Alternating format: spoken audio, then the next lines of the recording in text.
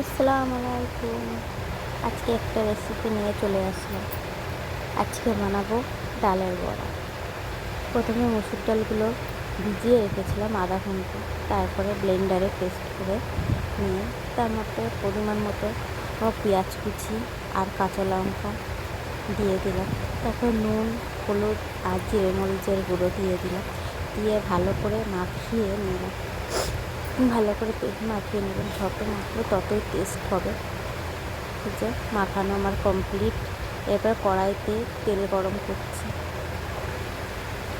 তেল গরম হয়ে গেলে এবারে বড়ার আকারে গোল গোল শেপ করে একটা একটা করে আমি তেলের মধ্যে দিয়ে দেবো।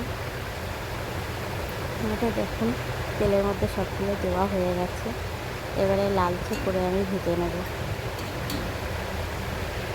লালচে করে ভেজে নিয়েছি, কি দারুণ হয়েছে।